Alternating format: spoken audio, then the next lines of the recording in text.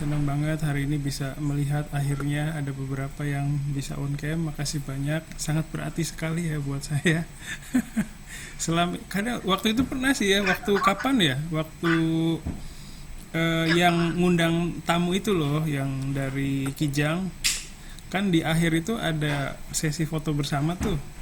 Foto. Terus on cam kan, itu pas on cam itu saya bener-bener senang banget lihat muka-muka kalian gitu ya.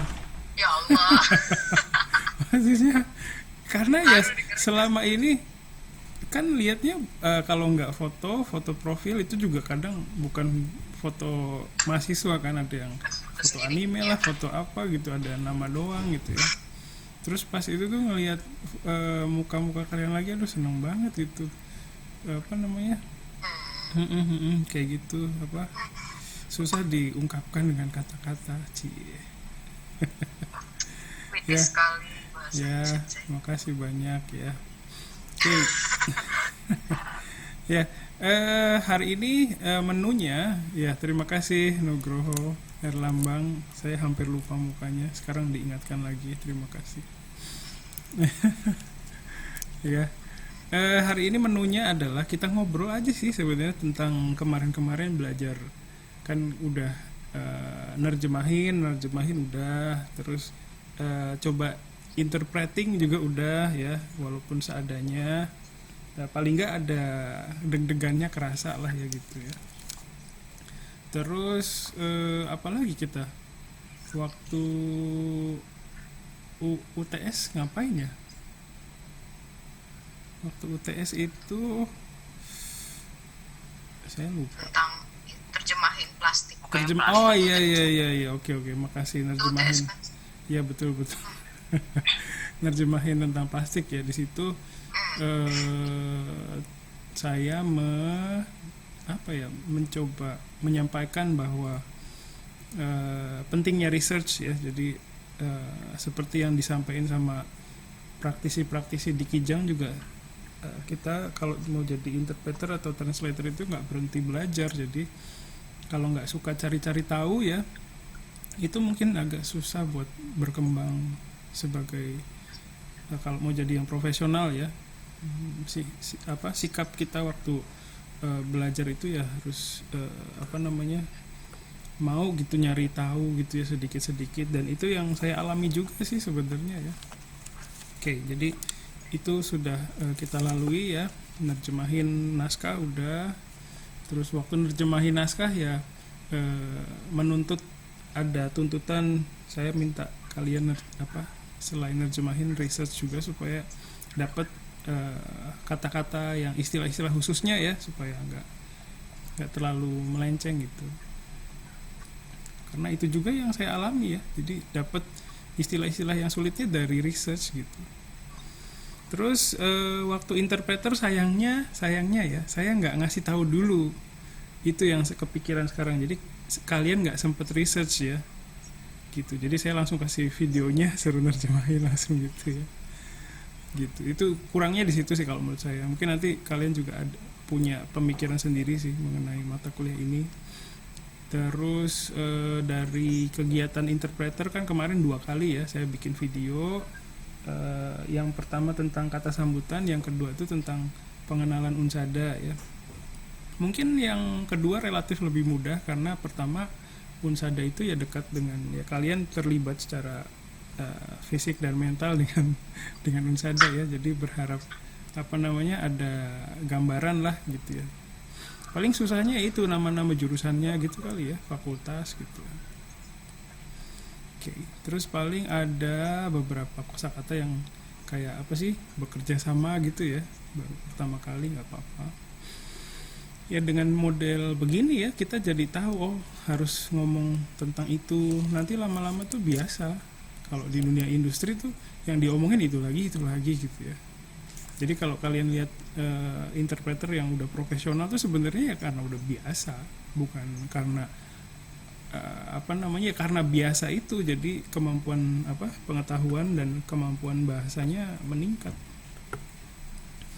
ya. Jadi hari ini kita ngobrol aja, silakan kalian mau berpendapat apapun tentang mata kuliah ini, berharap dapat masukan ya. Terus nanti di akhir saya mau mengajukan proposal lagi sih tentang kegiatan selanjutnya, pekerjaan kita selanjutnya. Ya, oke, itu yang ingin saya capai hari ini. Silakan kalau ada yang mau cerita duluan dari kalian. Oke. Kalau interpreter sendiri kemarin gimana? Selain deg-degannya itu ngerasa belajar nggak, ngerasa dapat sesuatu nggak dari situ tuh? Bisa cerita mungkin. Maksudnya pas di waktu kita coba interpreter atau Mm-mm. setelahnya? Secara keseluruhan aja. Nah, kalau waktu pas live buat coba interpreter, saya tidak mendapatkan apa-apa selain panik. Panik Panik ya. banget. Iya, iya, iya, iya. Iya, bingung kan kosakatanya. Kalau Ya, saya terus sih pas ngerasanya translate biasa ya udah dapat Mm-mm. kosakata baru. iya Oke. betul gitu. Oke, oke, Cara makasih. terbaik buat ngapal kosakata ini diucapin ya, di komunikasi. Jadi kayak kalau saya belajar selama sekarang beberapa tahun sih menjadi anak sastra Jepang 3,5 tahun ya. Iya, Gitu kan kira-kira. kayak ditulis itu nggak masuk ke otak, tapi kalau diucapin kita ngomong sendiri atau kita ngomong sama diri sendiri itu apalah cepet gitu. Nah itu kayak cara terbaik buat ngapalin kosakata tuh kayak di komunikasi nih, mau sesalah apapun harus dikomunikasiin kayaknya Iya. seperti itu gitu. Oke, oke, oke, Jadi makasih. cepet Oke, oke. apal. Iya sih, emang harus dipakai ya. Sip, makasih Feby. Ya, mungkin yang kerasa sama kalian waktu nerjemahin itu ya tadi ya, gugup, blank, terus panik ya. Sebenarnya itu sih yang mau saya capai waktu itu ya, salah satunya gitu. Jadi momen dimana kalian merasa gugup, terus nggak tahu mesti ngapain gitu ya. Bukannya mau ngerjain ya, tapi dengan merasakan itu, jadi ada kesadaran kita terhadap momen itu tuh jadi lebih tinggi, jadi dekat gitu loh sama itu. Kadang kalau nggak ngerasain sendiri kan nggak bisa ya, maksudnya nggak bisa ngomong banyak gitu, kayak gitu. Bayu tambah kurus, Bayu diet ya? Enggak sensei. Enggak, banyak pikiran ya. Aduh, kasihan banget.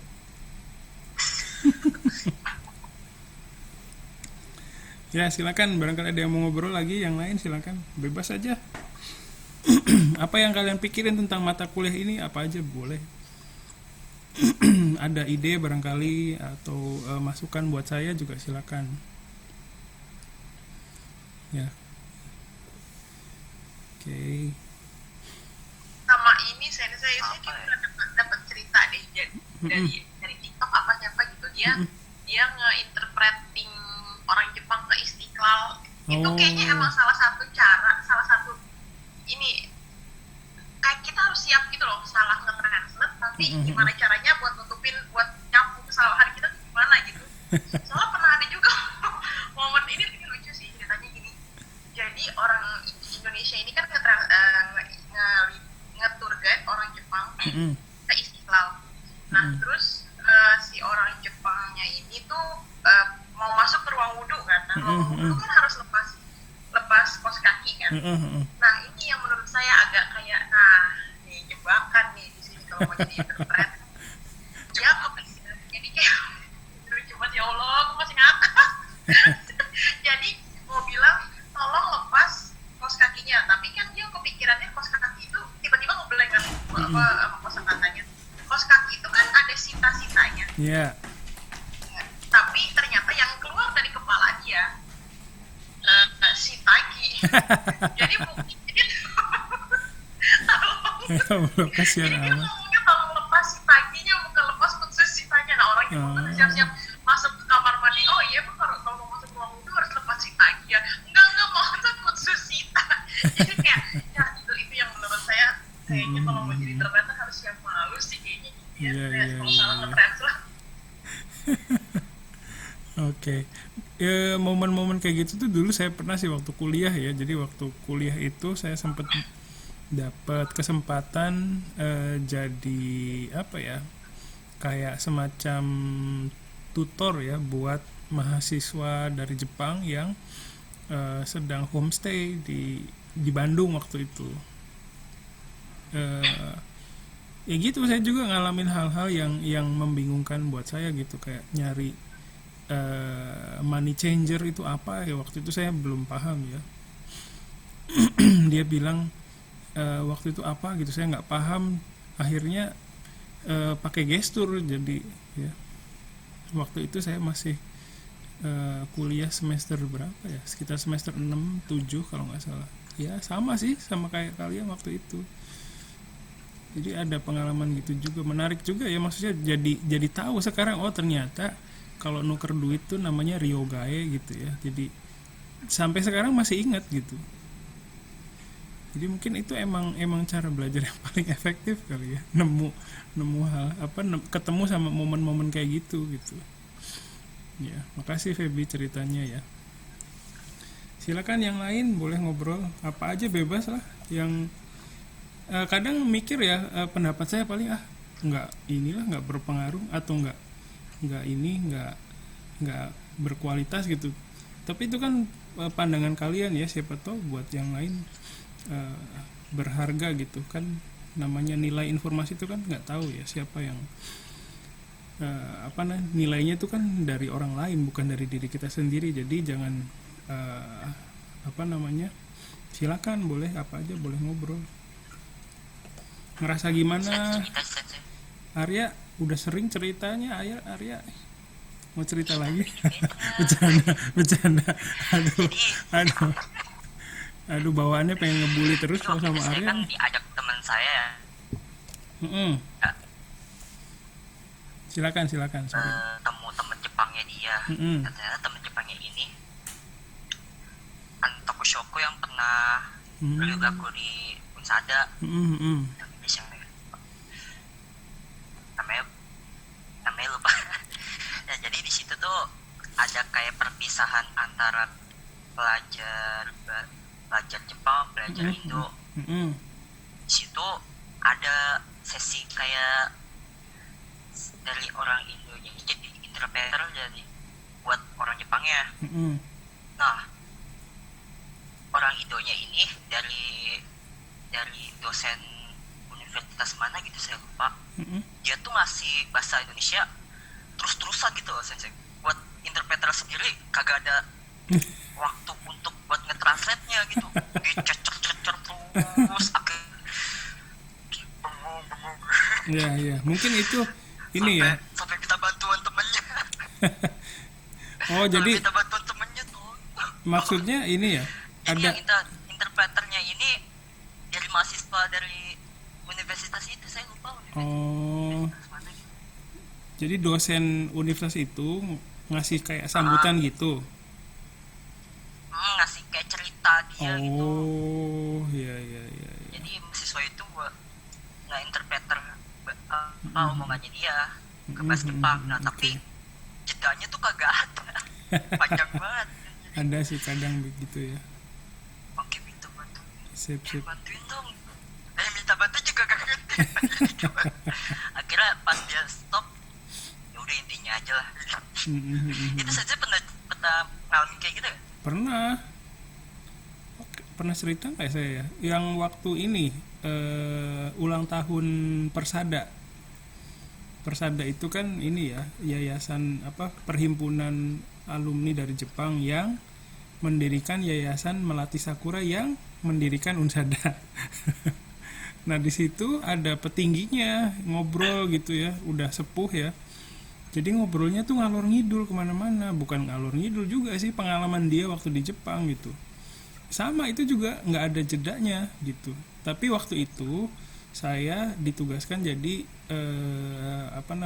consecutive interpreter. Jadi saya pakai transmitter gitu, pakai mikrofon gitu. Saya langsung terjemahin tuh sambil ngedengerin si bapak ini cerita gitu.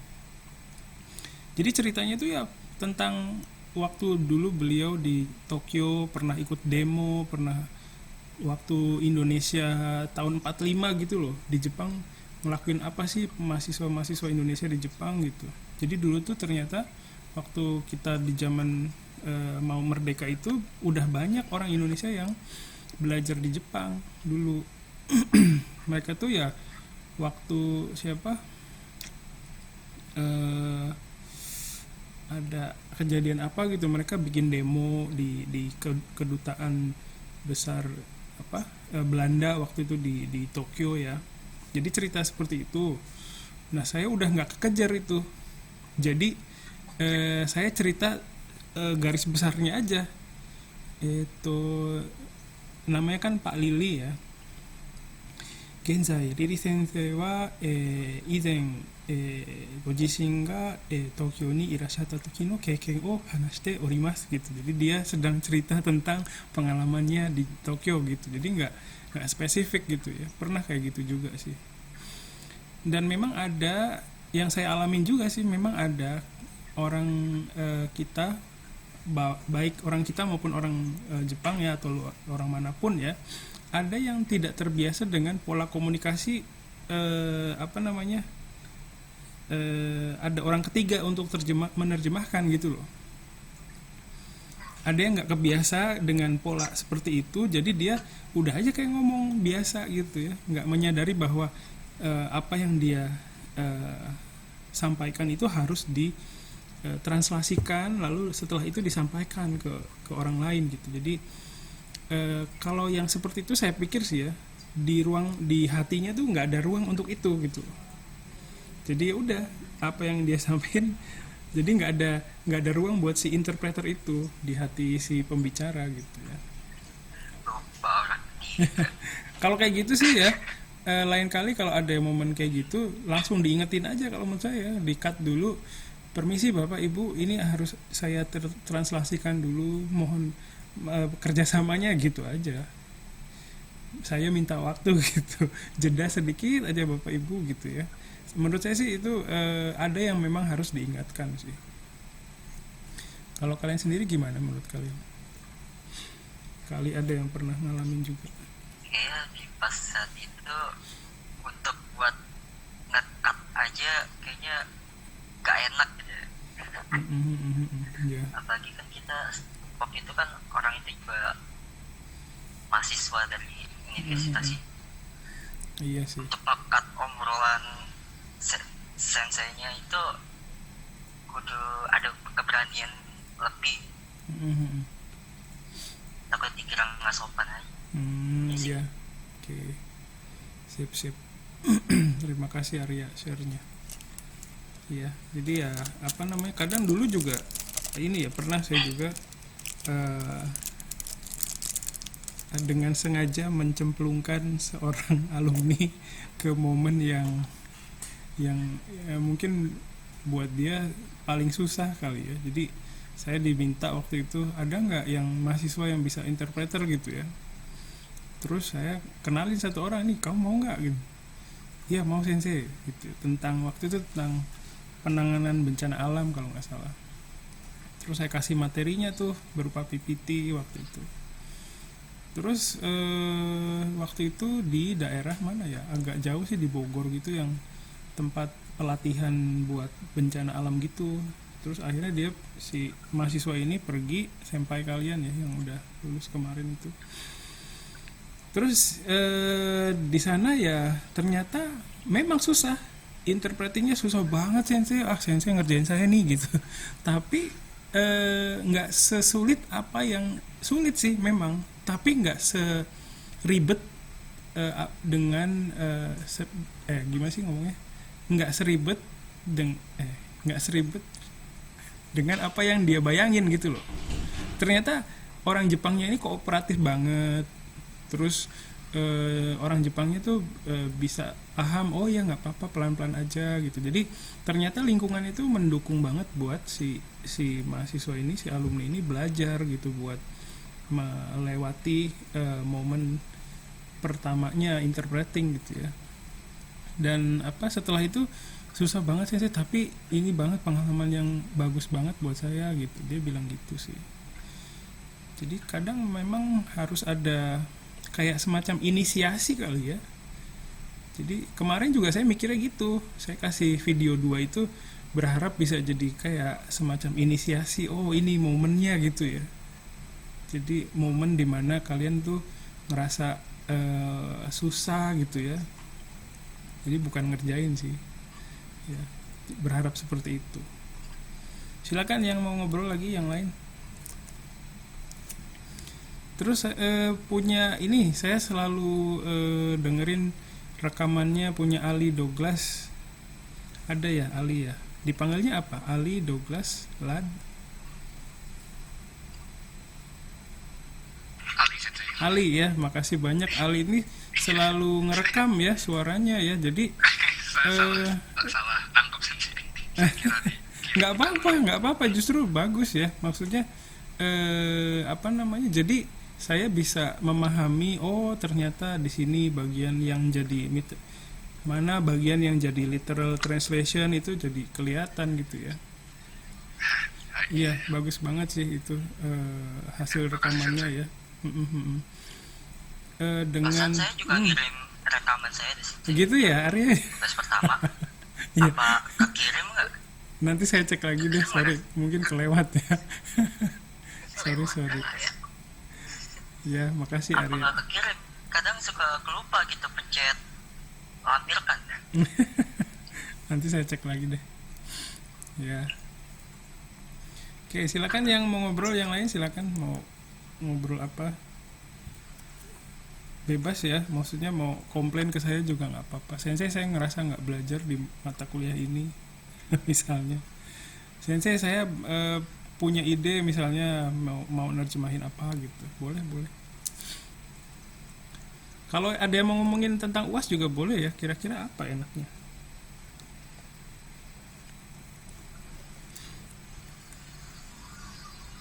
Ada? Mungkin cerita soal ini saja ya, Mm-mm. penanggulangan di tengah lagi jadi interpreter. Mm-mm. Kita langsung kayak tadi di awal-awal tuh kita inget kosakata itu tuh apa gitu. Mm-mm. Pas di interpreter kok Lupa. gitu. Itu bisa kita ganti ke bahasa Inggris gak sih? Kita Iya, kalau pakai Inggris. iya, kalau misalnya kepepet ya mau gimana lagi? Kita harus bisa menyampaikan dalam bentuk apapun. Ya. Jadi kalau misalnya memang nggak punya amunisi yang lain, ya udah pakai bahasa Inggris nggak apa-apa sih kalau menurut saya. Tapi kalau dua-duanya nggak tahu bahasa Inggris dia nggak tahu. Nah, itu. Gimana? Pertama mungkin di ini dulu ya, dikonfirmasi dulu kali ya, ini tuh apaan sih gitu ya, maksudnya konsep yang pasti ada kan, konsep yang lebih sederhana gitu ya, kayak misalnya apa ya, contoh yang paling gampang itu misalnya saya berterima kasih gitu kan kepada bapak-bapak sekalian, misalnya berterima kasih itu kan kalau dalam bahasa Indonesia itu berterima kasih itu ya verba ya, bukan mengucapkan terima kasih kan ya. Tapi waktu itu saya dengerin yang punya Ali itu arigato gozaimasu to iitai desu itu. Nah kadang memang kita nggak punya pilihan lain, jadi akhirnya hanya bisa menghasilkan literal translation seperti itu gitu. Dan itu nggak apa-apa ya, kalau nggak punya amunisi yang lain terus mau gimana kan, nggak ada ini, jadi nggak masalah kalau menurut saya. Memang kalau dilihat dari sisi kualitasnya mungkin masih jauh, tapi daripada nggak disampaikan sama sekali kan ya gitu. Nanti mungkin setelah itu kalian bisa tahu misalnya kangsha suru misalnya, oh ternyata berterima kasih itu ada verbanya ya, kangsha suru gitu ya, dari hasil feedbacknya misalnya. Nah dari situ baru tahu, oh ternyata begitu. Jadi cara taunya ya dengan menjalani itu. Tapi kalau bedanya ketika kita nggak nyoba sama nggak nyoba ya, itu beda jauh pencapaiannya ya. Nah, misalnya Ali udah nyoba nih arigato gozaimasu to iitai desu, sama misalnya temennya yang lain yang nggak mencoba untuk bilang begitu, itu pencapaiannya kalau menurut saya sih ya itu beda banget ketika dapat informasi berterima kasih itu dalam bahasa Jepang kanshasuru gitu ya. Itu nilai informasinya pasti berbeda tergantung kalian sejauh mana terlibat sama hal itu gitu. Itu menurut pendapat pribadi saya sih. Jadi sejauh ini juga pengalaman saya bilang hal yang sama gitu. Beda rasanya ketika kita udah mencoba semampunya ya, bukan berarti mencoba itu ya harus, namanya juga ini belajar. Jadi saya nggak pernah nuntut kalian bisa bikin interpreter hasilnya tuh yang wow gitu ya, karena memang susah gitu. Tapi walaupun hasilnya seadanya, tapi akan beda pencapaiannya ketika kalian udah dapat feedback gitu. Oh, feedback ternyata begini yang benarnya, misalnya oh yang dekat tuh seperti ini ekspresinya dalam bahasa Jepang. Nilai informasi yang saya berikan sebagai feedback atau temennya berikan itu pasti nilainya beda, penerimaannya ya mungkin nggak kerasa sih, tapi ada yang seperti itu kalau menurut saya. Ya. Silakan yang lain boleh cerita. Ini kayaknya ceritanya berat-berat ya. Yang santai juga nggak apa-apa sih. Pemula mah. Kenapa Arya? Jadi mah kalau pemula itu mah yang penting yang lain paham. Iya Ini nggak paham apa-apa. aja yang lain apa yang kita omong. Sip. Makasih Arya. Silakan yang lain yang pernah punya pengalaman mungkin interpreting bisa cerita pengalamannya atau translating. Sekali baik pengalaman terus kayaknya. Kalau saya translate pernah sih Sensei. Pernah ngapain?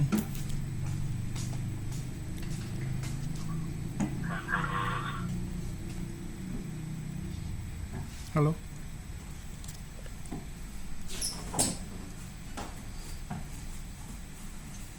Ya, oke. Sip.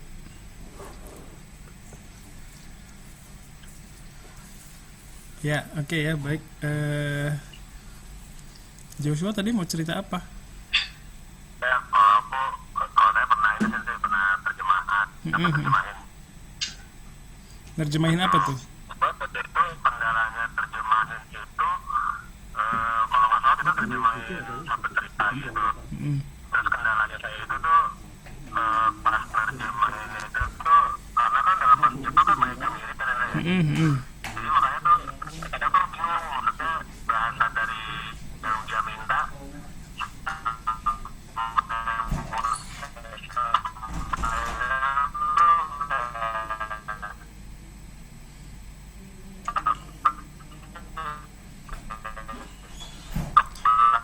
Iya, keputus-putus.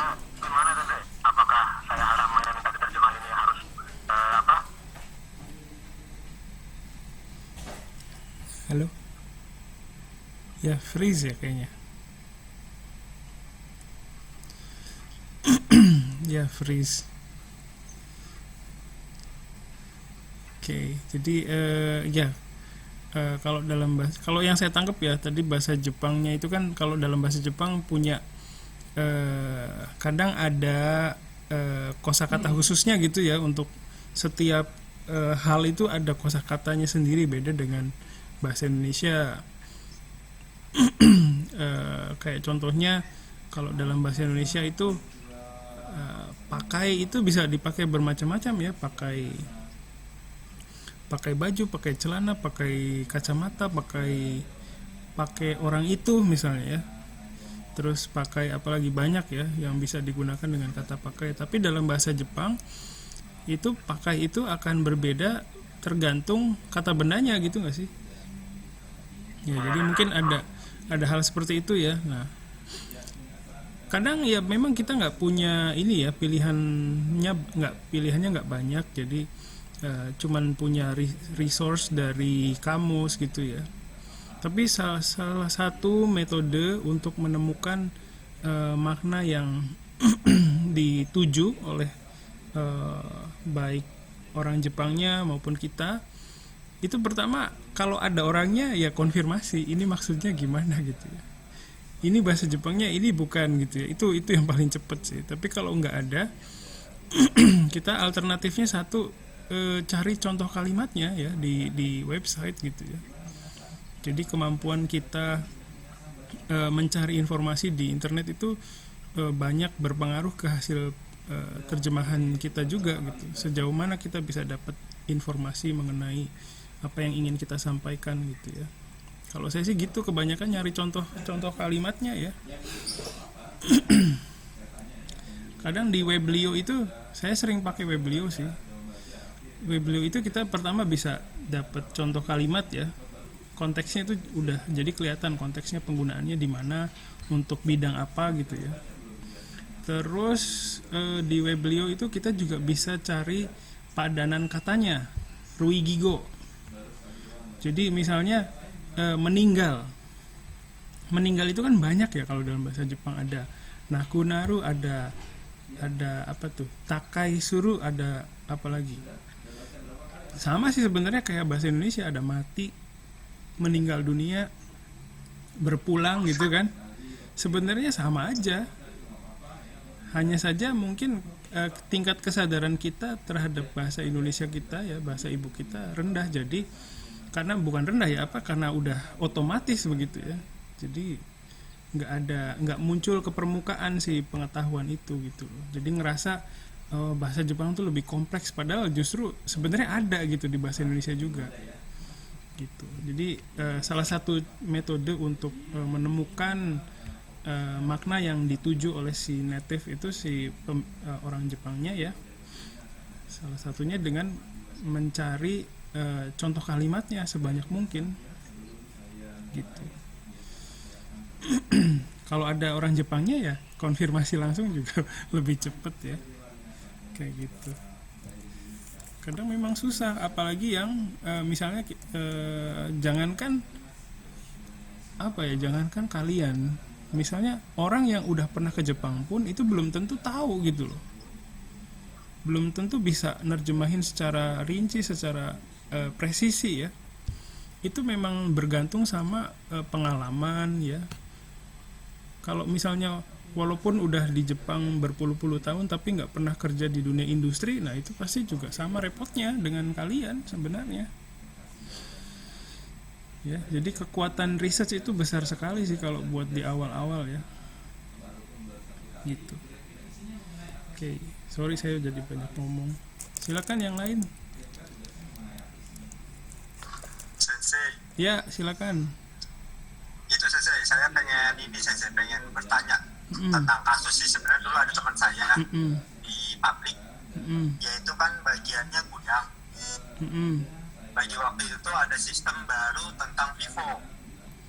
Nah, tapi pada saat dia mentranslatekan orang Jepang, dia memasukkan apa yang ingin dia sampaikan gitu Sensei, padahal tidak disampaikan sama orang Jepang. Nah, di situ kan dia punya proyek tentang FIFO, memperkenalkan apa namanya sistem baru FIFO itu ke gudang gitu. Nah, dia itu memasukkan tentang FIFO itu Sensei, padahal orang Jepangnya tidak menyampaikan tentang hal itu. Dan itu pun ada keraguan di bawahannya dia gitu loh Sensei. Orang Jepangnya ngomong cuma 2 detik, dia ngomong bisa nyampe 3 menit, 5 menit ya. Itu sebenarnya baik atau enggak Sensei? Iya, Seperti itu Sensei. makasih Adam ya. Penilaiannya bisa baik bisa jelek juga sih, tergantung kesesuaiannya ya. Saya kalau dari ceritanya kan saya nggak bisa memastikan informasinya sesuai atau enggak, tapi kadang memang ada konsep-konsep yang ketika kita menerjemahkan itu, konsep yang mau kita terjemahin ini nggak ada gitu loh di konsep orang Indonesia yang akan kita kasih informasinya gitu. Makanya si orang Indonesia ini perlu diedukasi dulu. Kadang memang ada yang seperti itu. Jadi bukan masalah ditambahin itu boleh nggak sih, dikurangin itu boleh nggak sih. Kadang kita harus punya kemampuan untuk menilai ini kita harus tambahin atau enggak nih gitu. Menilai situasi di kondisi di lapangan ya. Nah, kemampuan untuk menilai juga nggak bisa begitu kerja di situ langsung tahu ya, itu juga enggak gitu. Perlu pengalaman yang lama juga. Jadi jangan merasa saya harus punya kemampuan menilai seperti itu. Iya, memang harus, tapi bukan berarti berbanding lurus dengan kemampuan bahasa Jepang kalian juga gitu. Jadi bagus atau enggaknya, pertama itu bergantung sama kondisi di lapangan. Saya nggak tahu, jadi nggak bisa menilai. Tapi memang ada kalanya kita perlu mengedukasi dulu lingkungan kita gitu. Memang perlu kayak gitu. Kalau memang lingkungannya belum teredukasi dengan baik, nanti kalau kita terjemahkan apa adanya, kadang jadi nggak nyambung. Ini ngomongin apa sih gitu ya. Ada juga hal kayak gitu. Jadi untuk menambahkan informasi itu ya, itu juga ada kalanya memang harus begitu, dengan tujuan untuk memberikan edukasi dulu ke pasarnya ya, ke orang yang dituju gitu. Seperti itu, Adam.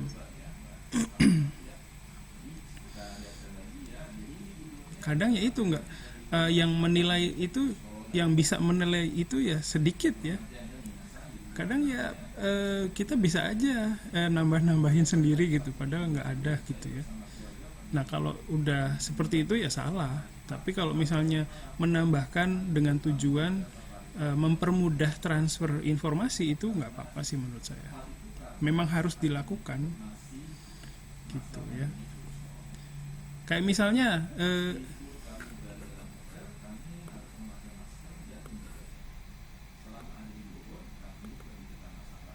Oke, sip. Ya, jadi tadi Adam cerita ya bahwa waktu di tempat kerjanya ya ada yang nerjemahin tapi ditambahin gitu ya informasinya ya. Iya, Sensei. Ya, oke. Jadi kalau dari sudut pandang saya, menambahkan informasi itu ada kalanya baik dan ada kalanya nggak baik gitu. Tergantung apa yang disampaikan. Pertama, kalau tujuannya untuk mengedukasi sasaran kita ya, orang-orang yang jadi tujuan akhir si penjelasan itu ya, karena dianggap misalnya kalau misalnya diterjemahkan begitu saja ada kemungkinan tidak bisa memahami isinya gitu ya. Nah, kalau ada penilaian seperti itu, kalau menurut saya nggak apa-apa, ditambahkan, diedukasi orang-orangnya supaya begitu terjemahannya disampaikan bisa paham gitu ya.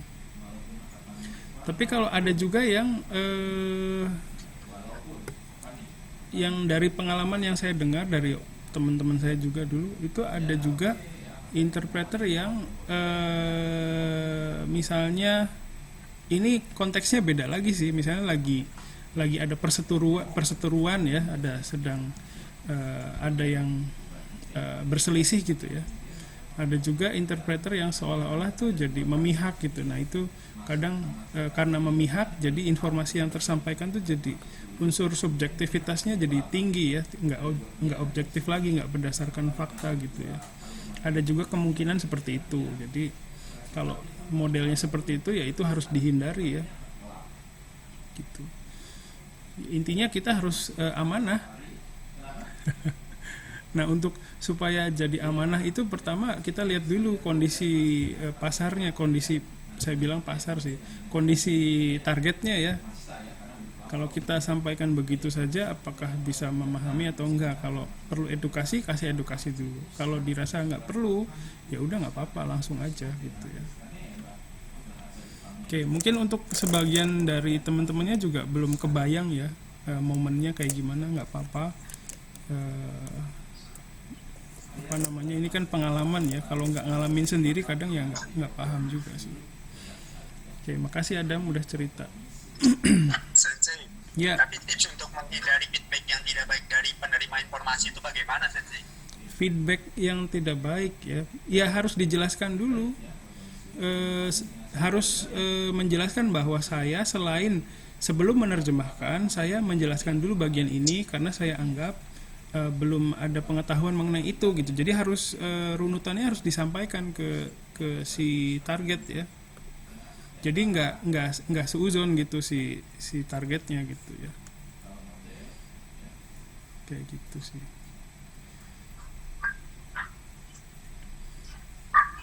Oke, ya, makasih Adam. Ada lagi, silakan. Dukanya saya jadi translator ya. Kenapa? Dukanya jadi translator.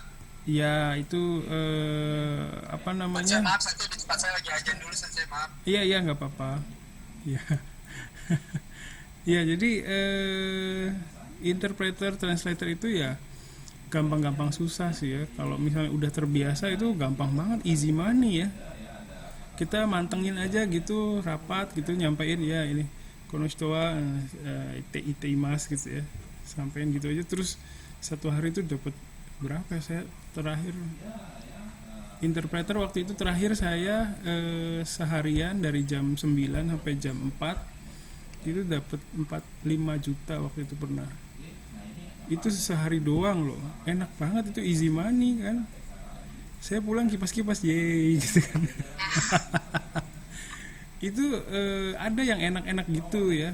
Terus isi terjemahannya waktu itu tuh wawancara. Jadi si bosnya ini juga berat juga sih isi pekerjaannya. Jadi si bosnya ini pengen tahu pendapat yang sebenarnya dari karyawan dia tentang perusahaan, tentang manajemennya, tentang manajer mereka gitu. Itu lumayan ini ya. Jadi saya harus bisa membawakan suasana itu supaya santai, gimana supaya si karyawan itu bisa cerita bebas gitu. Itu juga berat sih. Tapi ya isinya sebenarnya nggak begitu kompleks gitu. Bagaimana menurut kamu manajer ini, manajer produksi misalnya, kono manajer nih cerita do omoimasu ka gitu doang sebenarnya. Kono manajer ini manajernya baik banget sih, suka merhatiin bawahannya gitu ya. Wah, kono manajer wa yasashi desu. Bukan itaishite ki o tsukatte imasu misalnya gitu. Kosakatanya tuh bukan kosakata yang di bidang industri ya. Jadi ada plus minusnya gitu ya. Gitu. Itu sih. Jadi ada susahnya, tapi di balik itu juga ada banyak yang kita terima sih ya. Makanya saya senang juga sih kalau ada kerjaan gitu ya. Kerjaan. Saya bilangnya kalau ada kerjaan interpreter tuh saya bilangnya nguli ya. Nguli dulu. Gitu. Enak banget sih ya dulu. Sekarang sih udah jarang sih. Terakhir saya sesudah itu pernah nge-MC di Cikarang, jauh banget itu Cikarang ya ternyata. Naik motor saya. Sampai pabrik udah kucel. Harus touch up dulu. Waktu itu jadi MC, saya harus nerjemahin naskah MC, terus saya juga jadi MC-nya ya. Itu karena saya udah terbiasa nge-MC, jadi MC di di lomba pidato. Jadi nggak susah waktu itu ya, cuman ya udah jadi MC, nerjemahin, ngobrol dikit ya gitu, terus dapat amplop. Iya gitu sih. Ada lagi yang mau cerita, silakan. Tapi ya sambil nunggu yang mau cerita ya, silakan dipotong aja pembicaraan saya. Awal-awalnya juga saya juga susah juga, maksudnya nggak gampang juga sih. Semua mau dengan pengetahuan bahasa Jepang sejauh manapun, itu momen susahnya tuh pasti ada gitu. Mau N1, N2, N3 itu sama aja, ngelewatin proses yang sama ya. Jadi karena semua itu ya punya ada yang, jadi setiap orang kan pasti ada ininya ya, bagian yang dia mahir gitu, ada juga yang enggaknya gitu. Jadi setiap orang kan pasti ada hal kayak gitu. Jadi jangan berpikir bahwa karena udah N1 itu pasti kendalanya nggak ada gitu. Itu pasti ada, nggak mungkin nggak ada ya. Jadi jangan terlalu banyak dikontrol sama N-an juga gitu. Jadi kalau misalnya ada tawaran, itu saya pikir sih terima aja ya, jangan ragu, itu udah terima aja, yes hai yarimas gitu ya. Udah dari situ nanti diambil resikonya, mau dapat syukur-syukur lancar ya, tapi kalau ada yang nggak lancar ya udah nggak apa-apa, itu juga proses kalian bertumbuh gitu ya, tumbuh jadi lebih baik lagi gitu. Silakan, ada yang mau cerita lagi?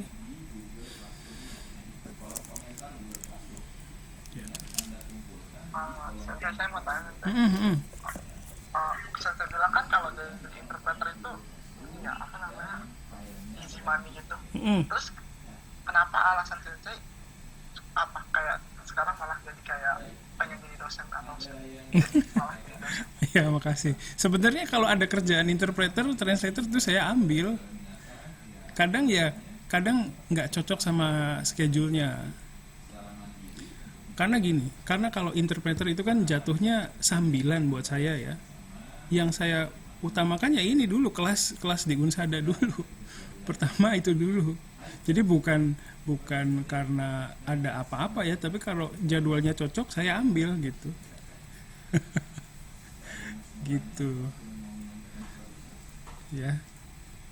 Ini sih Sensei, maksud saya lebih ke arah alasan Sensei kenapa lebih pengen jadi dosen. Oh, apakah gitu. Ada hal khusus gitu?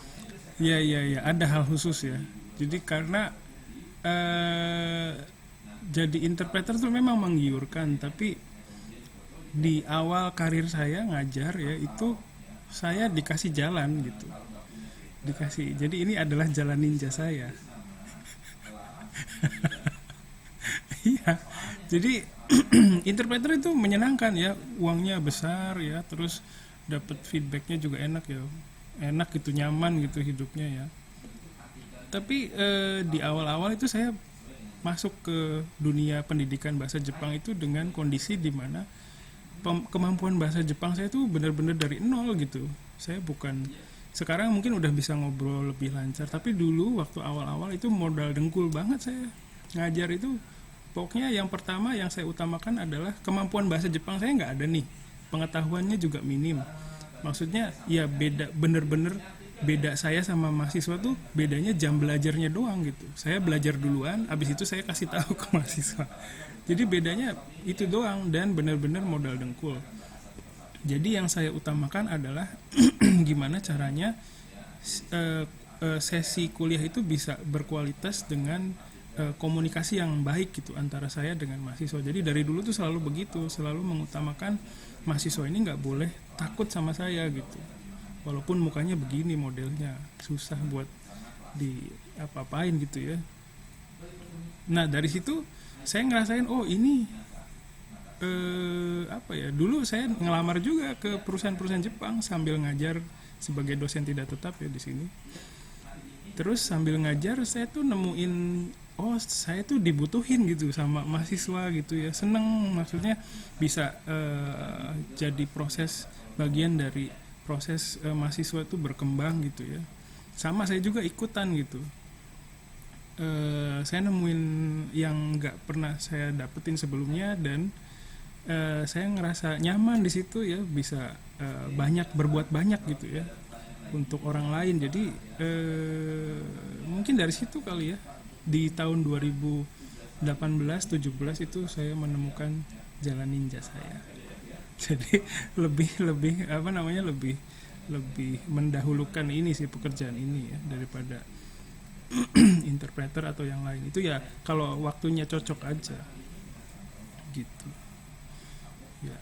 Tapi ya semoga kalian juga menemukan jalan ninja kalian. Momennya itu macam-macam sih, random ya kadang. Jadi sebisa mungkin banyak ambil kesempatan sih kalau menurut saya. Siapa tahu dari situ ketemu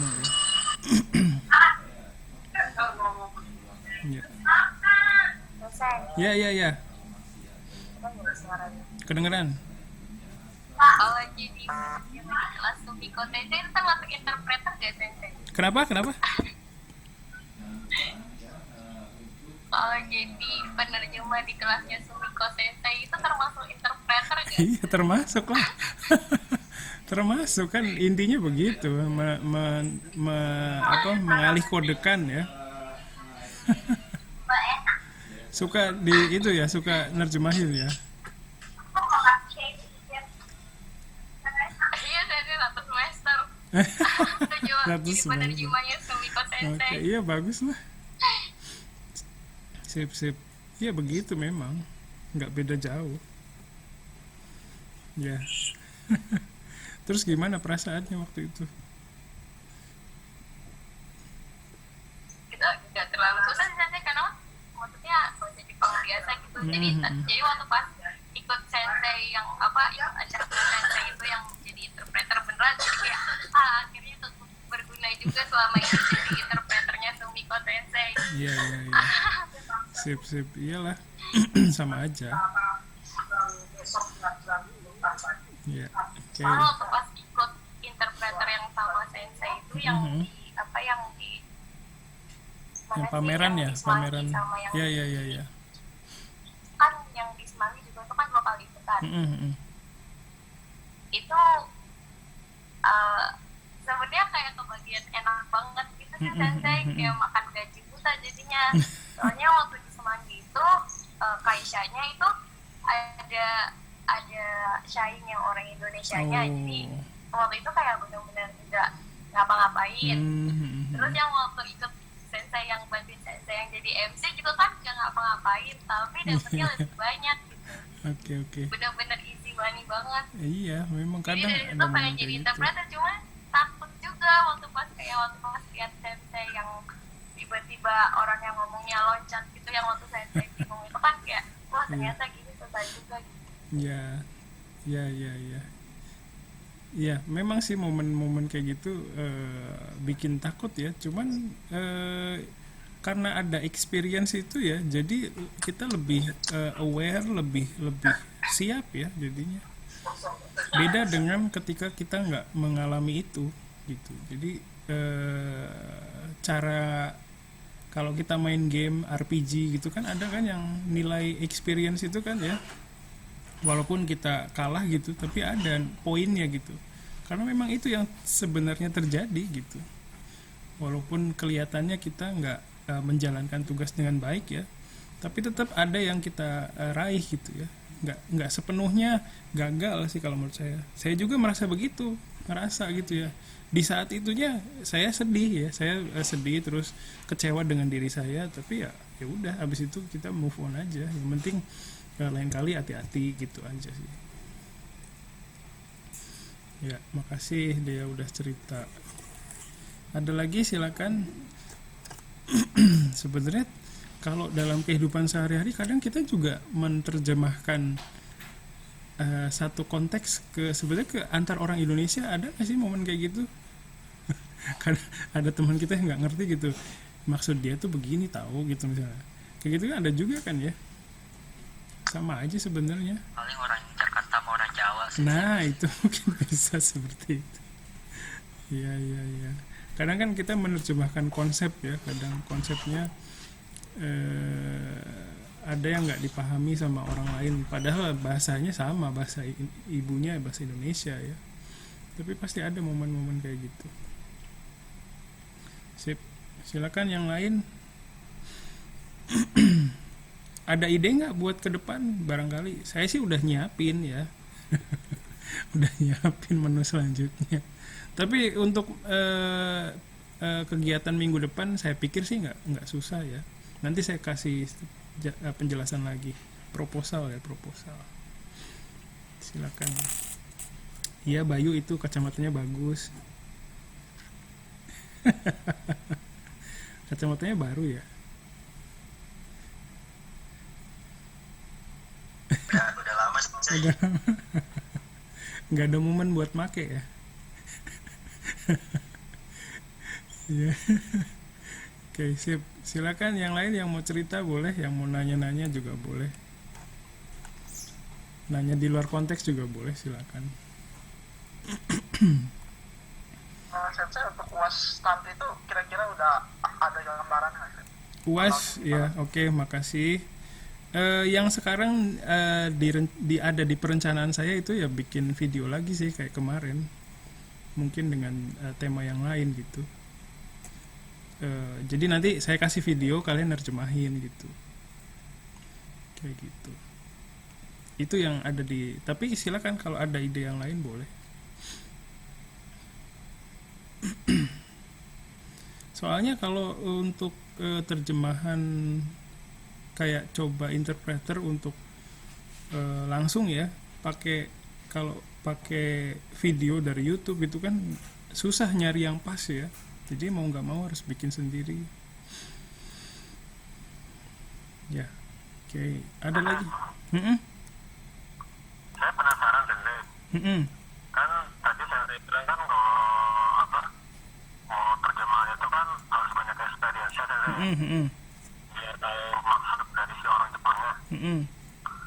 Ya saya kepikiran tadi rata-rata kan kalau lagu Jepang itu kan dalam liriknya itu kan kebanyakan ada yang dipotong ya. Dipotong atau disingkat. Itu bisa jadi modal kan Sensei untuk bisa mengerti maksud dari si orang Jepangnya itu mau menyampaikan apa. Iya, bisa banget, bisa jadi apa namanya, kalau udah kan, kalau sekarang Joshua suka nerjemahin ini lirik lagu ya. Nah, lirik lagu itu sebenarnya ini ya, apa namanya, karena itu sebuah karya seni, sebenarnya kita juga sebagai penerjemah itu harus punya sense of artnya juga yang istilahnya yang harus bisa harus seimbang sama si ini yang nulis liriknya ya. Kalau sense of artnya atau imajinasi kita terbatas ya, itu agak sulit sih menerjemahkan simbol-simbol yang ada di lagu ya. Kadang jatuhnya kayak misalnya contohnya yang dulu tuh AKB48 JKT48 itu kan agak gimana gitu ya lirik lagunya ya. Jadi tapi jadi warna tersendiri gitu.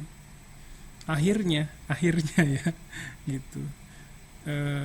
Kadang itu sih yang tingkat kesulitannya yang bikin tinggi itu, karena dibutuhkan sense yang tentang lagu yang bagus juga gitu dari penerjemahnya. Dan memang betul banyak yang tidak selesai gitu ya kalimatnya, dan itu dengan sering melihat itu ya, sering menerjemahkan terus ternyata udah banyak pengalaman ya menerjemahkan bagian-bagian yang hilangnya itu, jadi ya jadi experience juga, jadi bisa memprediksi ya kira-kira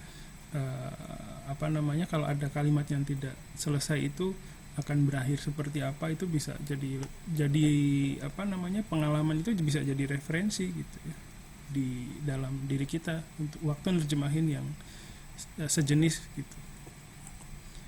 Oke, kira-kira gitu kali ya.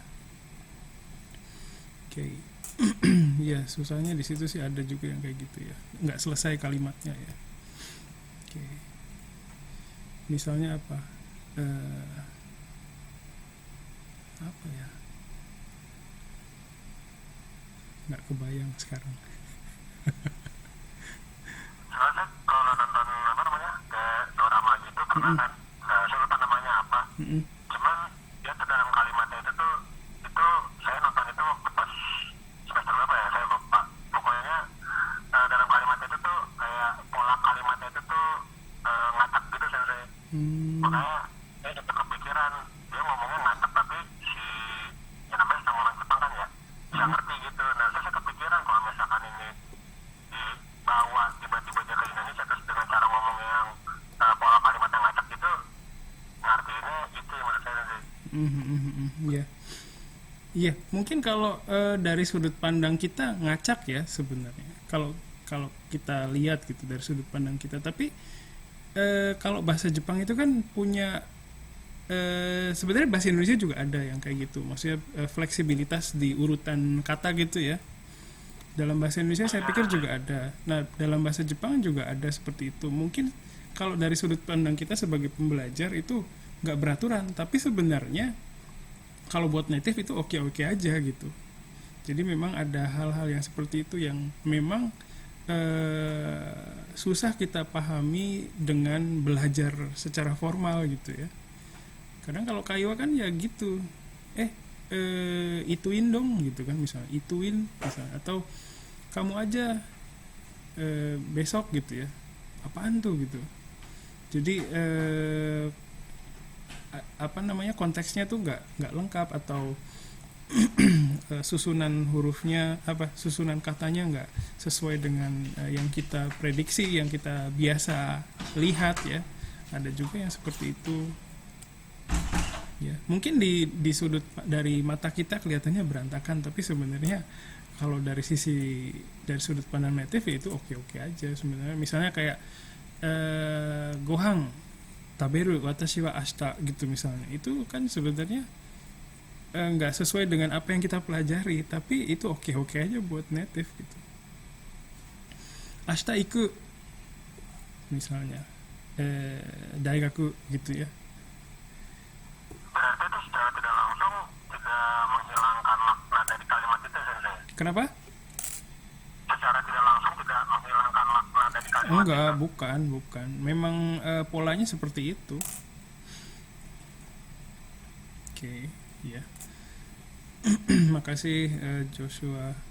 Silakan yang lain. Bisa cerita-cerita apa aja sih? Enggak perlu yang berat-berat juga. Apa aja boleh. Ya. Oke. Ada yang pelihara kucing di sini? Mati Sensei. Mati ya. Saya nggak pelihara sih, tapi ada di depan rumah itu ya. Ada yang paling kecil tuh dia selalu batuk-batuk itu, nggak pernah sembuh itu ya. Harus gimana ya?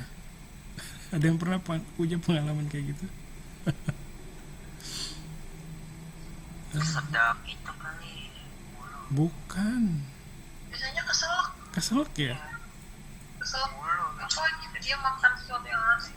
Oh, Kasih tulang ikan kali. Iya, biasanya suka diisengin sama orang kasih tulang Oh, gitu. ikan. Atau kadang suka kemakan nasi keras yang asin gitu. oh, tapi dia ada umbelnya gitu. Dia dan itu nggak sembuh-sembuh, itu bingung saya. Ya, kalau ada yang punya kenapa?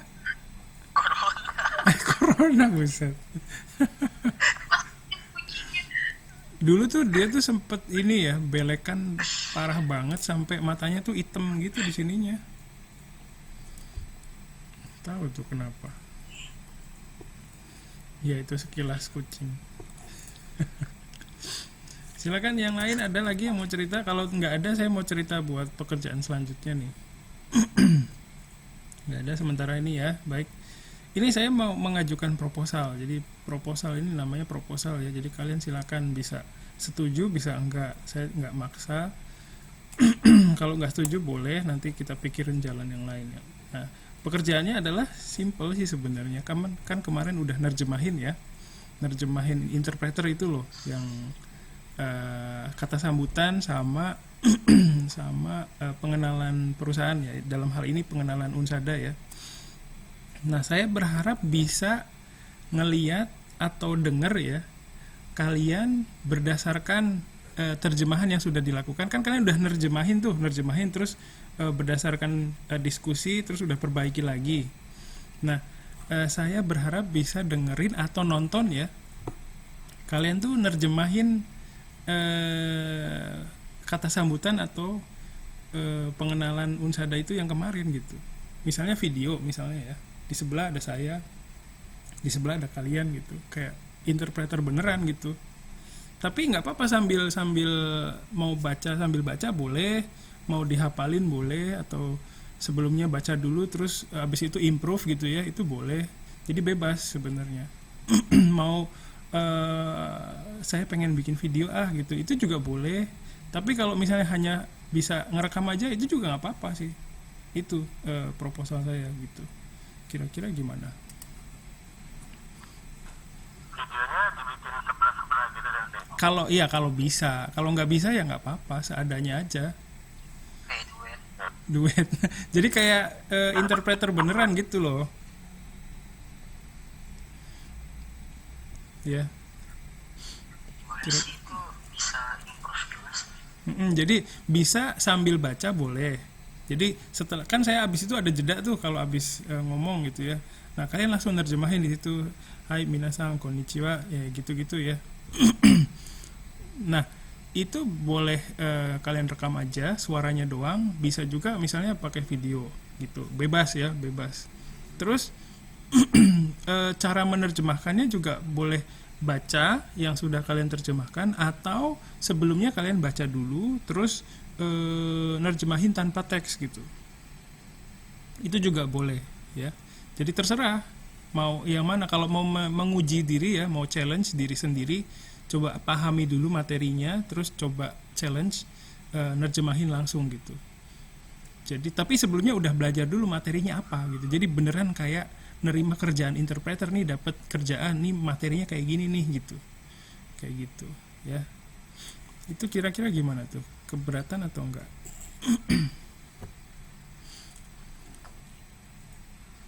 Enggak sih, Sensei boleh aja. Boleh Kemarin ya. juga udah mau coba Sensei, tapi lagi batuk kan, nggak bisa terus. Jadi sepatah dua kata gitu langsung bengek gitu, ya udah nggak jadi rekam gitu. Iya. Oke, jadi saya nggak menuntut kalian hafal di luar kepala, enggak ya. Gitu. Jadi silakan sebisanya nanti kalian jelasin aja lingkungan kondisi kalian waktu nerjemahin tuh kayak gimana di GCR-nya atau gimana gitu. Saya nerjemahin ini Sensei sambil baca misalnya. Saya nerjemahin sebelumnya saya apalin dulu terus saya terjemahin langsung misalnya gitu. Ya. Tapi ya hasilnya bukan berarti kalau ngapalin nilainya tinggi, bukan begitu ya. Kita sama-sama belajar lah, semampu kalian dulu aja. Gitu ya. Gimana, ada yang keberatan nggak? Oke ya, nanti kalau misalnya ada kendala ya, kalau ada kendala, ya makasih banyak ya. Kalau ada kendala nanti kasih tahu. Yang penting itu komunikasi ya. Misalnya kalian lagi ada apa nih, lu Sensei saya susah banget kayaknya nih minggu ini, yang apa nanti kita ngobrol lagi. Gitu. Oke ya, jadi oke ya, kayak gitu ya. Nah, untuk yang terjemahan yang dikerjain itu bebas, mau yang pidato, yang kata sambutan atau yang pengenalan pengenalan unsada ya, itu bebas, silakan pilih sendiri ya. Nanti saya sediakan GCR yang khusus ya, yang baru. Nanti kalian submit ke situ gitu. Ya, terus nanti kalau ada kendala apapun itu sehingga kalian tidak bisa submit tepat waktu, itu tolong kasih tahu saya gitu ya. Gitu. Jadi kita coba di sini sekali lagi jadi bukan nyari kalian tuh sepresisi apa sih terjemahannya, bukan ya. Saya di sini coba ngajak kita cari momen supaya kita tuh bisa ngerasain, oh interpreter tuh kayak gini, susahnya kayak gimana ya, bisa dapat experience kayak gitu ya. Jadi bukan sekedar harus begini, nerjemahinnya harus begini, bukan itu. Ya, semoga bisa dipahami tujuan penugasan ini ya. Oke, itu aja sih yang mau disampaikan hari ini. Kira-kira ada lagi nggak dari kalian?